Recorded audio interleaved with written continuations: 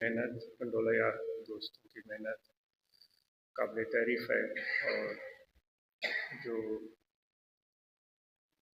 अल्हम्दुलिल्लाह जिनके हमारे हज़रत तकरीर फरमाते थे, तो जब ज़िक्र की तलकीन होती तो ये अल्फाज जो हैं वो बरमला उनके गुफ्तगू का हिस्सा होते थे। फरमाते थे कि इस तरीक़त में वो आएगा जो खुश नसीब होगा। फिर फरमाते थे कि जो अज़ली सईद होगा, यानी कि अल्लाह ताला ने उसकी किस्मत में ये सआदत लिख दी, अज़ली सईद होगा। फिर फरमाते थे कि भाई यही तख्त है, यही बख्त है।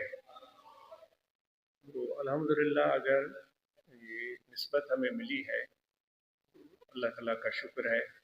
और बस रास्ता सीधा पकड़ना है, रहनुमाई जो हमें मिली है उस रहनुमाई में चलना है।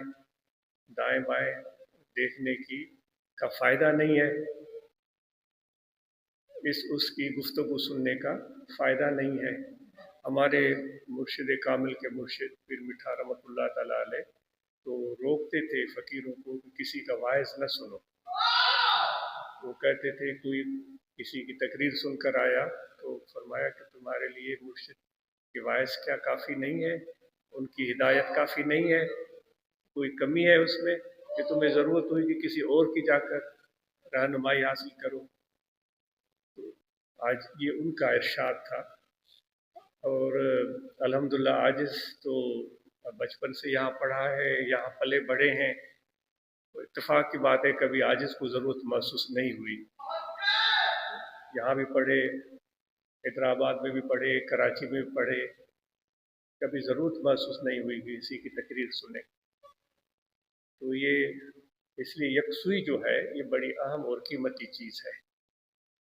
तो इंशाअल्लाह ये तालीम की बात की दोस्त ने कि वो बच्चियों की तालीम ये बड़ी बेहतरीन है। अल्हम्दुलिल्लाह जमात के दोस्त इस सिलसिले में होशियार हैं, बेदार हैं और वो तालीम बेटों के साथ अपनी बेटियों को भी दिला रहे हैं।